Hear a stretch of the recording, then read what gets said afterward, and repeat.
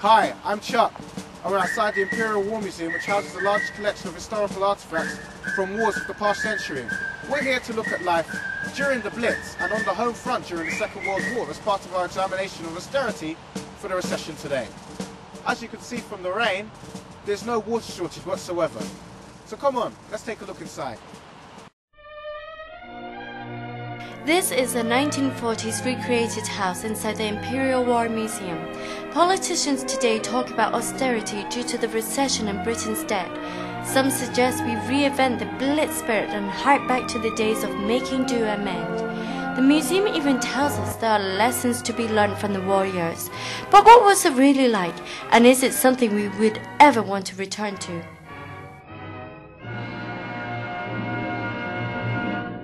Hi, I'm Ash, and I'm fortunate enough to be in the home of Jean Anderson, her husband Andy, and her sister Doris. And today we're going to be talking about their experiences of living through the Blitz during World War II. Hi. Hi. Just to start things off, where did you live during World War II? It was 10 Pembury Close, blocks of flats, just at the top of Mare Street in Hackney. Many children got evacuated during the war. Perhaps you could tell me why you didn't get evacuated? Because our mum wouldn't let us. No, she didn't want us to go away from her. And she said, if we're going, then she'll come with us. My dad was it was called the AFS then, which was the Auxiliary Fire Service, because she didn't want him to go into the forces as such. So he still lived at home, but he went to the docks where his fire station was every day. And we did go to Wales. Jean doesn't remember this at all, do you? No. But it must have been for a very short period of time because Mum hated the country, absolutely hated it. And I think we only stayed there a couple of weeks and then we came back. What was it like living in Hackney during the Blitz, like the atmosphere and the environment and such? Well, it was a friendly place. Yes, yeah. A lady along the balcony, she never had any children. Mrs. Berry. And Mrs. Berry, yeah, and Mrs. Weller. Yeah. She had lots of sort of evening dresses and things. Well, as you couldn't get material, she dug all these dresses out and gave them to Mum, and she made us all our clothes. Yes, she was clever like that. She made us all our pyjamas and blouses and things. Coats even. Yeah, out of the ladies' cast-offs, because Yeah. you couldn't get anything. She made me a coat out of a blanket once. I don't know if you remember that. I hated it. I thought everybody knew I was wearing a blanket. They probably didn't, because she was clever, wasn't she? Oh, yeah, she's very good at that. Yeah, and I always remember when you grew out of things, like, because we were I was 7 when the war started, so we were still growing. And when my mum always bought things, like, because I was the eldest, to fit me, then they were passed down to poor old Jean, whether she liked it or not. And then my mum bought this Astrakhan, it was called. It was like a sort of a curly, sort of furry, a bit like the furry collar you've got on. And she just put lumps on the end of the sleeves and a big lump round the bottom to make, so that they still fit you. It was definitely make, do and mend, wasn't it? With everything. This is a recreated living room of what was evidently the house of a fairly wealthy family, complete with tailor's dummy, as making your own clothes was essential. The House of Lords today has suggested we relearn to darn, knit, sew and repair our clothes and stop buying the cheap stuff that we throw away so readily. Would we really want to return to this domestic toil, and do we need to? A lot of people today, young people and even adults, really have no real direct experience of such hardship and sacrifice, and if you could just kind of give them an idea of how the rationing affected you and your everyday lives, really. That the adults really went without to give to the children. Oh, yeah. I don't ever remember people. I mean, the sort of one egg each a week, it would have been given to the children. The mum wouldn't have had an egg, I don't suppose, all the wartime, perhaps, We always shared an egg, didn't we? Because I liked the white of the egg and Jean liked the yolk, so it worked out quite well, didn't it? Yeah, that was good. Yeah. Our little boiled egg. But I was always hungry, because I think I still am, really, basically, most of the time. So bread wasn't rationed at the beginning of the war. I can't remember when that started. but so you could get bread, but because there wasn't much to put on it or in it if you wanted a sandwich. So I used to make really bizarre sandwiches, like pepper sandwiches and tomato sauce sandwiches and basically anything that was around, you know, and just to try and fill me up a bit. Never threw anything away, like all your potato peelings and everything like that with pig food. You had a pig bucket and you put everything into that and it went away for pig food. Except the rhubarb leaves. Oh yeah, they were poisonous, weren't they? Yeah. I think that was about the only thing we threw away. I expect we were luckier because Dad had the big allotment. That's true. And he was, as I say, a country lad. Yeah, he so grew he all the vegetables.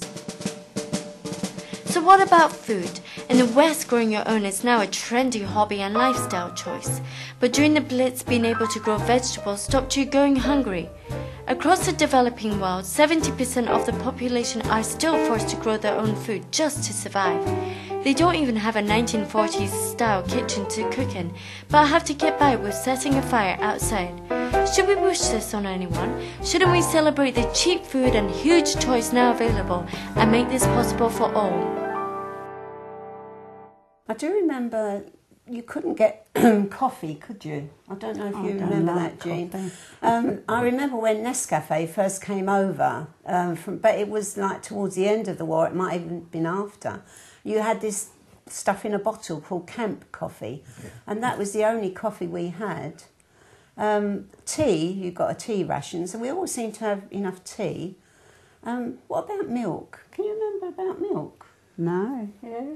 Was that ration? Yes, it was. Must have been. Yeah, and I can remember going around the dairy and taking a bottle and ladling the milk out of this big ceramic pot thing, and then he would mark it off on the ration card. Yeah, Yeah, because I think we had a milkman, didn't we? Yes, Came yeah, round the flats. with a horse. That's horse right. and cart, Yes. that's right. Yeah. And the coalman used to have a horse. Yeah, that's because right. the coal was yeah. really rationed. Yeah. And he used to carry the great sacks of coal Up upstairs, to the up to the top 5th floor. There Yeah. were no lifts, of course. Yeah. You know, so he used to Yeah, deliver. So that they was must have been a hard. lot stronger in those days, I Good think. exercise. Yeah, that's right. And fruit, there wasn't much fruit around. I mean, some people, children, never even seen a banana. Really? No, because there just weren't any. And if sometimes, you know, you had to be registered for all your food because of the ration books. But sometimes some word would get round that they'd got oranges, say, in one of the greengrocers. So everybody would rush out and queue for hours sometimes to maybe get one orange. And the cheese ration, Mum used to grate up. That's right, so that to make it go you know further. How it looks as if you've got a big pile of cheese when it's grated. So she always grated that, and you put a few little sprinkles in That's the bread. right. And of course, there wasn't the variety of cheeses that you can get now. You could either have processed cheese, do you remember that? No. It was like in a big block, and you could have that, or just cheddar or Edam sometimes we used to get. But that was all. No other sort of cheese available at all. Yeah. And the butchers, you just sort of went to see what he had. You never knew what meat was going to be available, you know.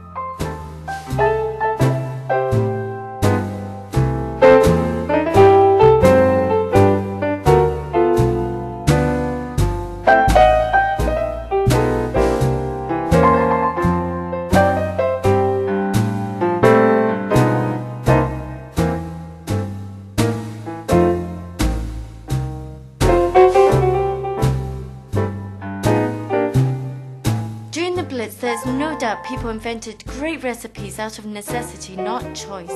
But the world shrank for most people. What you could get, where you could go, what you could do and see, and who you could know. While there was a genuine community spirit, there were also extraordinary levels of regulation and control over people's lives. You were told what you could have, buy, eat, and do. Would we want to return to that?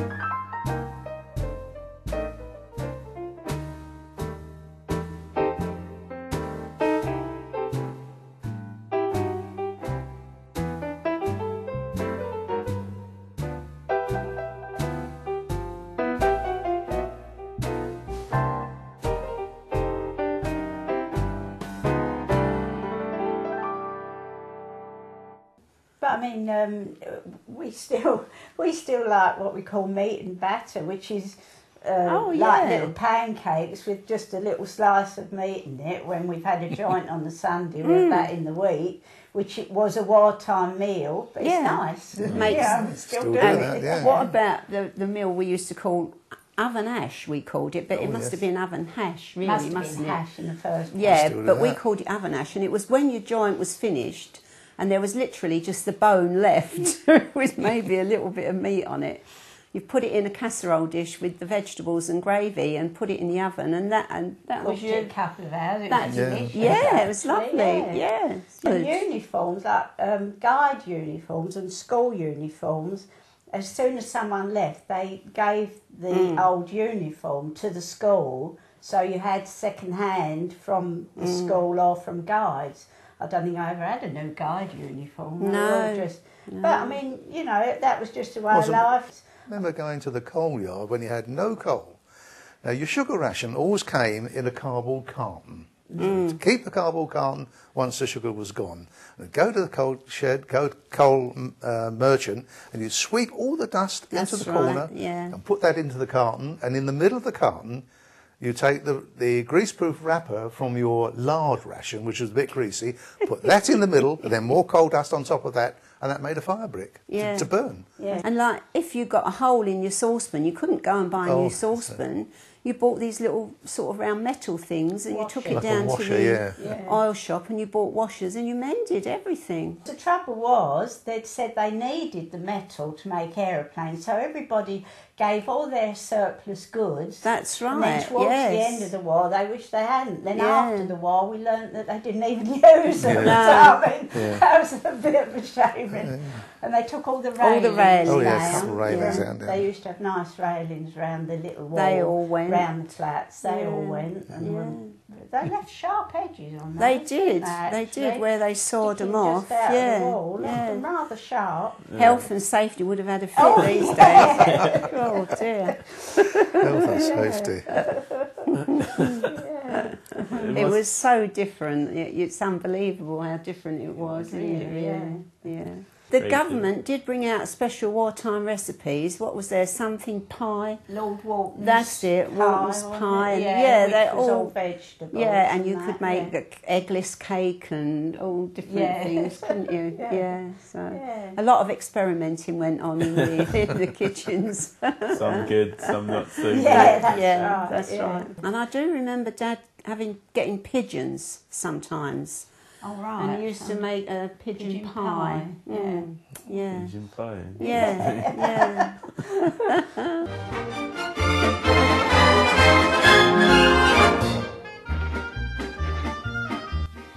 Even 1940s luxury bedrooms like these would only have one fire, no central heating, no dimmer switches and no electric gadgets to make life easy, and so much available at a flip of a switch.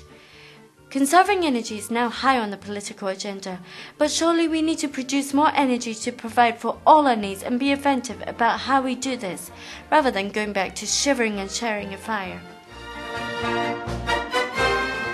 During the war, households were encouraged to paint a line round their bathtub to ensure that they didn't use more than 5 inches of water.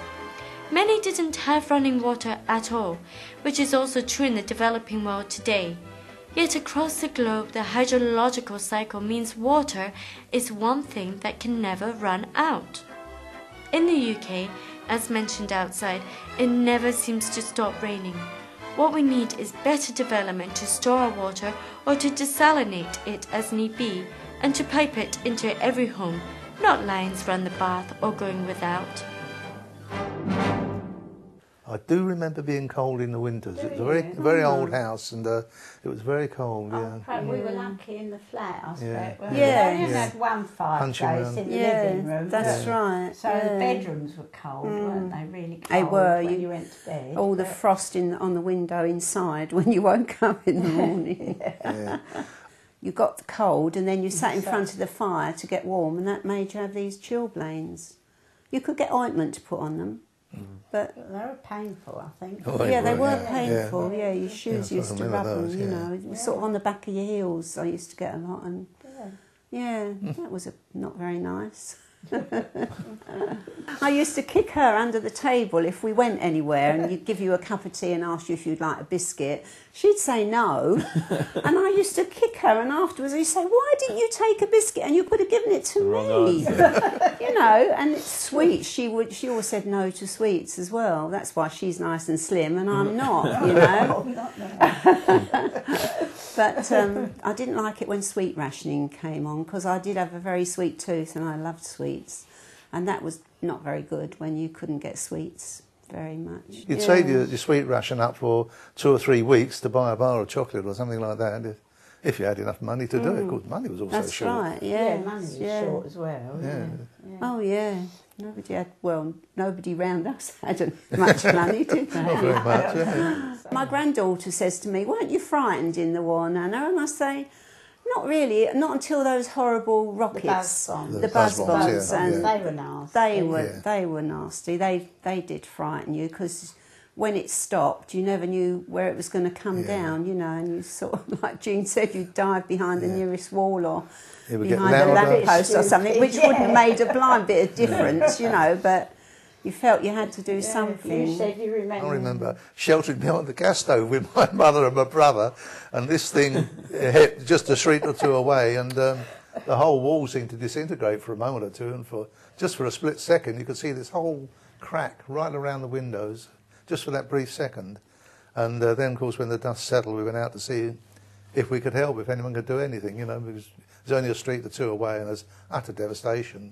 Houses had just disappeared, along with people in them, of course. Unless you were fortunate to have a shelter, and you got a chance of surviving then. But those were the times when I started to feel frightened. What was it like with the shelters, and how did that work? Were there quite a few shelters around, or was it like communal shelters? Or? Yeah, communal. We had, because being in a block of flats, they just turned one of the downstairs flats into a shelter. Put lots of brickwork, like Jean said, it was like going in a maze. There was no door, there was a doorway, and you just went in, and then you went along there, and there was a wall there and a wall there, and then you went around and there was another wall there and another wall there. And then finally you got into the main part of the flat, and it was all sandbagged outside. And we only tried our shelters once or twice, and they were a bit stinky and horrible. And towards the end of the war, I think Mum cleaned the shelters, because she did. She didn't have a job. She didn't have to work because we were young, and she got this little job cleaning the shelters. That's right. And they always smelt not horrible really, but it was just brick and concrete smell. And it didn't matter how much she washed the floor, the sort of loose concrete dust came up, you know, and it just smelled of that, you know. Quite musty. Yeah. Because Dad wasn't there. I mean, he wasn't there every day, was he? He used to go away a fortnight at a time. Because he was in the docks as a fireman, and he had a building collapsed on him and all that. Quite a nasty time there, you know. But then after a while we didn't use the shelter, but we had a big wooden table, and we used to sleep under that. There was a Morrison shelter. Right, because I suppose because it was so cold in the shelter, the brick shelter. I think that was probably the reason for it. But so just talking about the differences from today and back during the Blitz, what kind of things did you not have back then that you probably people take for granted now? Cars. Oh, yeah. Didn't it? No, well, it was really unusual to see a car. Because petrol was rationed, wasn't it? Oh, yeah. Must have been. Oh, yeah. So well, that was rationed long after the war as well, wasn't it? So not many people had cars anyway. Well, I don't think our sort of people could afford them anyway. It was just a very working class area, and you wouldn't have dreamt of owning a car. Bikes, nearly everyone had a bike. Yeah. And Dad came in his fire engine sometimes, and the kids used to climb all over it and thought it was great, didn't they? He drove into the playground in his fire engine now and again. Yeah. I think really you can go anywhere now. I mean, at that particular time, you couldn't go anywhere. You couldn't go more than just a few yards from your house, really. Even to school. You went to school a little, but it was still only a 5-minute walk, really. Yeah, but you lived very locally. Your shops were all really local because of the rationing. So you just were registered at those shops, and they're the ones you went to. So you didn't go any further. and there was nothing much to buy anyway, really. There were cinemas. There were a lot of cinemas. Yes, they were. Lots of cinemas everywhere. But we didn't go very often because my mum wasn't that keen. But as we got older, we'd go to the cinema quite a lot. And you got the Pathé News that was sort of telling you what was going on, you know, in the war. But otherwise, we just listened to the radio. Yeah. But of course, no televisions, not where we were anyway. No telephones even. And then... Yeah, we did have a telephone. Some men had something called a reserved occupation when you weren't called up. Now, there was one man, I remember his name was Ernie Parr, very nice man. He was a plumber. And he was bombed out and had to find somewhere to live. And the council placed him with us. And his, my gran, who was a really fly-by-night cockney, believe me, Del Boy had nothing on my gran. And she said, yes, all right, he can come and live here, but he'll need a telephone, won't he? He's a plumber, so they installed a telephone in our house. Yeah, a telephone put on. You couldn't have your own telephone. So if you were well enough off or in a reserved occupation and you did get a phone, you shared it with someone else. So sometimes you'd pick the phone up and there'd be somebody else on the line and you had to wait for them to finish before you could make your call, you know. But we never had a phone. No, we didn't. No, not at all. But I mean, it was lovely because we had come at the beginning of the war. We'd lived in a really old house at Hoxton with a loo across the yard and no bathroom or anything. I suppose we bathed in a tin bath. Yeah, we did. Remember. Yeah, we did. But of course, we came into this lovely flat. A luxury flat, it was called. Yeah, with because it had a bathroom, you see. And a separate toilet and a nice little kitchen. It did have the big boiler in the kitchen, didn't it? Yes. And a big wooden bunker. Your washing. Big wooden bunker for your coal. Coal bunker in the passage. But it was quite a luxury for us. It was. Because 2 bedrooms and the living room. So that was very comfortable for us. It was. Yeah.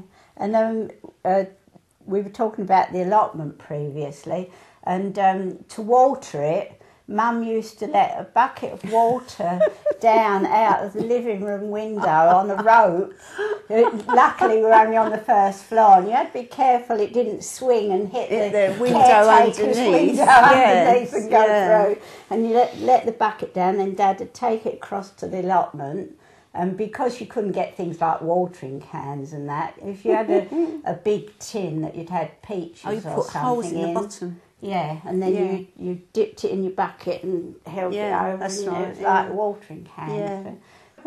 Most young people today kind of enjoy television, video games, computers to entertain themselves. How, as kids during the Blitz, did you entertain yourself? We had board games like drafts and Ludo and Snakes and Ladders, didn't we? Yeah. And we did embroidery and knitting.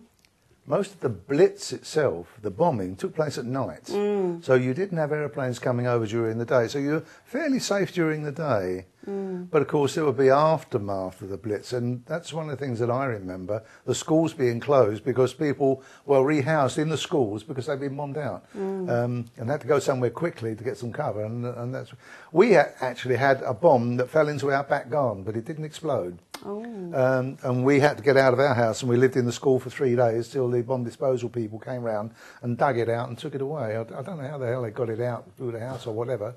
But we had to live in the school for 3 days while they dug this bomb out. I mean, if that had gone off, I don't know what the hell had happened, you know. But the blackout must have been awful for people who had to go out at night because it was really pitch black. I mean, you all had to black your windows out and you weren't allowed to show a chink of light at all. And it must have been really difficult for people to get around, wasn't it? Yeah, well, being so young, we didn't. No, we didn't go out in the evening. Most people have got their own transport now, haven't they? And not many people had transport in those days. I only remember getting a bus to hospital. Yeah, that's right. Never getting on a bus even. We walked everywhere. We went to Ridley Road Market, didn't we? Yeah. That was, you know, Saturday mornings perhaps, and we walked there. We walked to school. We walked to guides. Wherever you went, Yeah, we just walked, you know, nearly all the time. I remember years after the war, your mum always kept a suitcase of tea under the bed, didn't she? She did, yeah. Yeah, she did. Where she got that from, She heaven only died. knows. I mean, she must have been, you know, they were so short of tea that after the war she thought, I'm going to get some, and it was in a little suitcase under the bed, and it was absolutely undrinkable, actually. Oh, it must have been. We tried it. What about the spivs? Was that during the war or after the war? During the war. That- Oh, yeah. Have you ever heard of spivs? No. Oh, yeah. Andy will tell you, he knows more about them than I do. He was the wide boy who got all sorts of things, and you know, wheeler dealer, knicker elastic, yeah, sixpencer, yeah. Safety And whiskey, pins. anything you wanted on the black Whiskey, market. anything. He was a Black racketeer. market. Yeah, Yeah. racketeer. Yeah. It was really. Yeah. And No we- idea where they got it all. No. You were young children when Yeah. the war started and rationing started, and it lasted all the way to 1954. So that's That's a very right, long time, yeah. almost the Yeah. entirety of your childhood. Did you get used to the idea of not benefiting from certain food products, sugar, sweets, and how did you adapt after rationing?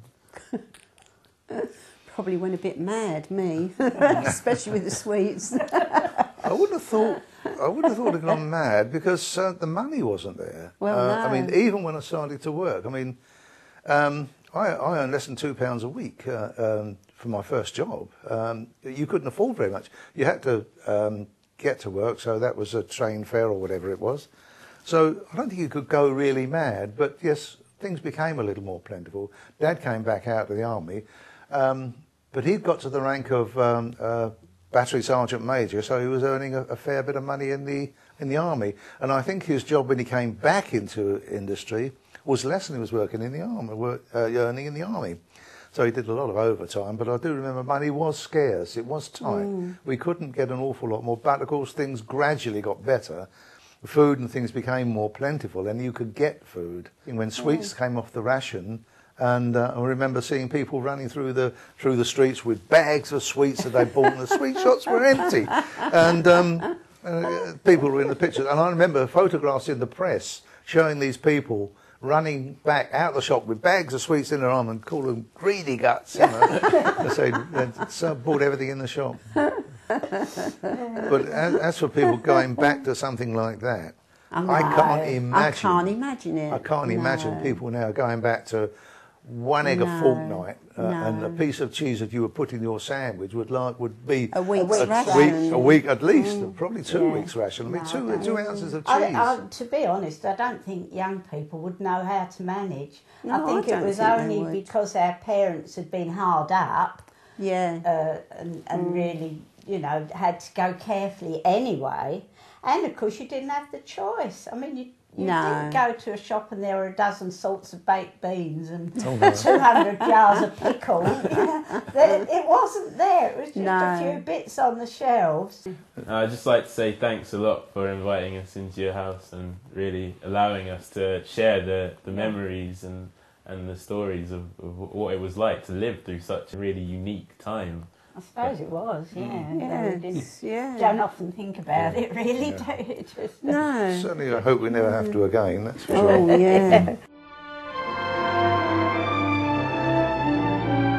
Seeing the 1940s as a blueprint for cutbacks during today's recession misses the enforced horrors of a period where millions died, and on the home front, everyday life was about survival. Today, aspiring to have less instead of demanding more will not put growth back on the agenda, and that we believe is where we should focus our attention. We certainly shouldn't reinvent the Blitz.